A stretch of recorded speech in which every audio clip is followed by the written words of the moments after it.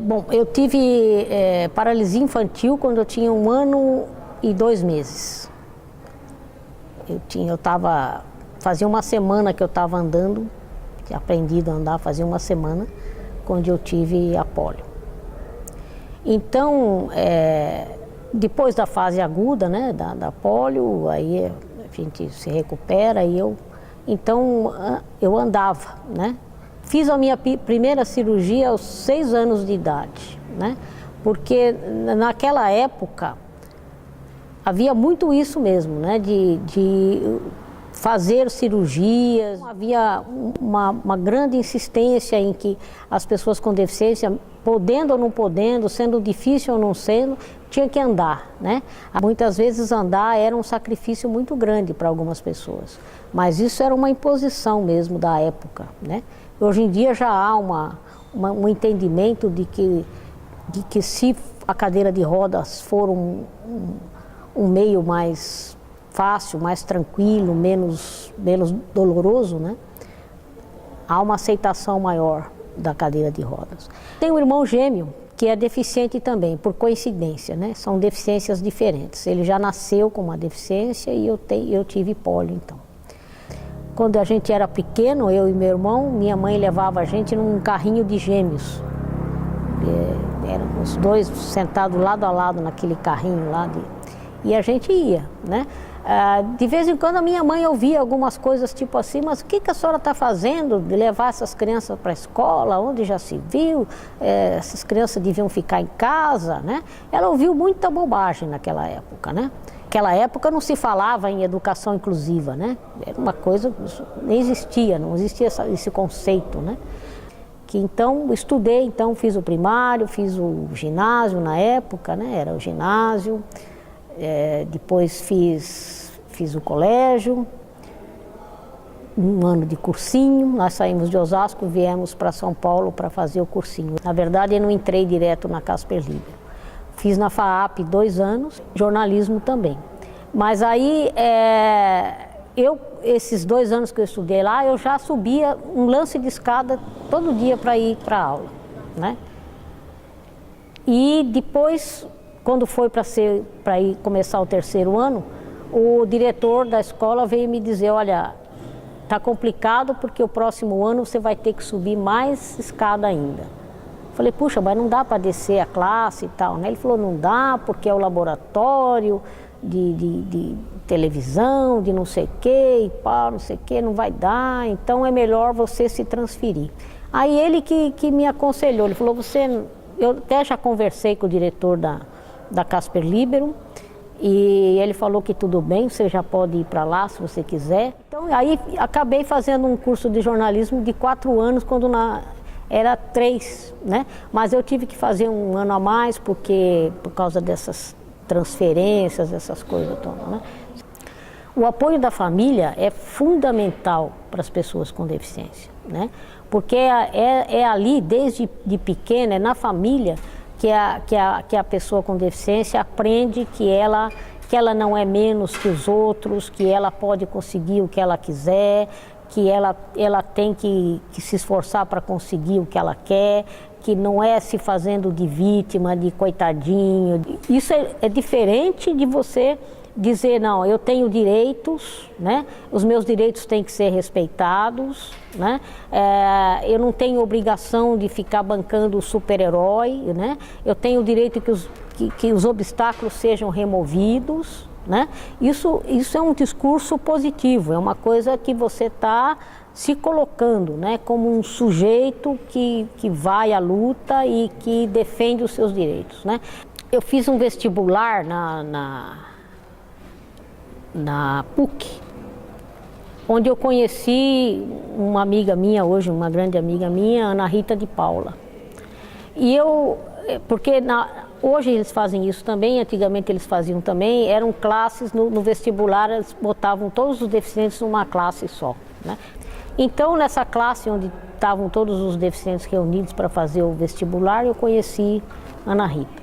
E aconteceu um fato interessante durante esse vestibular que fez com que a gente começasse a pensar que a gente deveria estar está fazendo com que as outras pessoas tivessem as mesmas oportunidades que a gente teve, né? Aí quando foi esse exame vestibular, tinha um rapaz que ele tinha paralisia cerebral e ele era, claro, estava fazendo vestibular, era alfabetizado e tudo, né? Tinha terminado o colégio, mas ele não conseguia escrever, né? Ele precisava que alguém escrevesse para ele, porque ele não tinha coordenação motora por causa da deficiência dele, né? Então ele fez o exame vestibular, arrumou para ele uma pessoa que as questões que eram de marcar só as alternativas, né? Ele dizia qual era a B, C lá, qual que era a alternativa e a pessoa marcava para ele, né? Então essa parte não teve problema, ele fazia o exame. Mas quando chegou a hora da redação, aí o bicho pegou, né?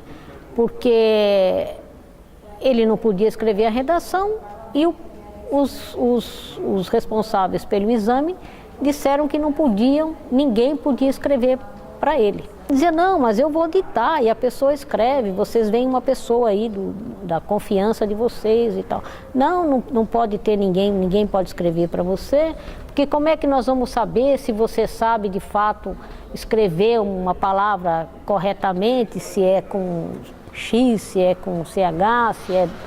Ele falou, mas eu soletro, né? Eu soletro, mas não teve negócio. Não. E aí eu e a Ana Rita ficamos assim, puxa, mas como assim, né? O rapaz não vai poder, ele não vai ser aprovado, né? Porque sem a nota da redação não adiantava nada, mesmo que ele tivesse ido muito bem nas outras. Então tentamos ali conversar com o pessoal, tentamos falar até com o Dom Paulo Evaristo Arnes, porque como era na PUC, né? Achamos que talvez ele pudesse influenciar alguma coisa. Sei que, olha, fizemos tudo que estava ao nosso alcance ali para que ele pudesse fazer aquele exame. Não houve jeito, não teve condição, ele acabou reprovando. E isso fez com que eu e a Ana Rita ficássemos pensando, puxa vida, mas isso é tão injusto, né? É tão injusto, a gente precisava lutar para que isso mudasse, né? Para que outras pessoas não passassem por isso, né? E outra, a gente sabia também que a gente tinha tido oportunidades, né, de estudar, de se formar e que a maioria das pessoas com deficiência não tinha essa oportunidade. A gente sabia disso. E a gente não sabia, mas outras pessoas com deficiência já estavam se organizando em outras organizações, né? Nós achávamos que estávamos ali, sei lá, inventando a roda, né? Mas não, né? Logo a gente percebeu que não. Havia muitas outras pessoas com deficiência que estavam também com essa mesma ideia, né? E estavam se organizando em grupos, e havia grupos mais antigos ainda, né? Formados na década de 50, né? E a gente então travou esse conhecimento e ficou sabendo então que havia um movimento. Não eram só algumas organizações de pessoas com deficiência, mas era um movimento que a gente depois descobriu, um movimento nacional de reivindicação de direitos das pessoas com deficiência. Se a gente comparar lá com 79, 80, nós estamos muito bem, realmente progredimos muito. Agora, se comparar o que temos hoje com o que de fato é preciso, né? Se a gente comparar aqui a situação hoje no Brasil com o que existe em outros países, né? Como, sei lá, Estados Unidos, Inglaterra, Suécia, Suíça, né? Alemanha, né? A gente vê que ainda temos um caminho muito longo a percorrer. Nós temos aqui um pouco de acessibilidade, mas é aqui no miolo da cidade de São Paulo, né? Se você for já para a periferia, você vai ver que a coisa está bem ruim ainda, né? Quase não existem calçadas, né? Quanto mais guia rebaixada, né? Então ainda há muito a ser feito, né? O transporte melhorou, sabe? Quando a gente falava sobre acesso no metrô lá nos anos 80, os caras do metrô só faltavam rir da nossa cara, o resto eles faziam tudo, né? E eles diziam assim na nossa cara, escuta, mas o metrô é o meio de transporte para massa, não é para aleijado, não é para velho.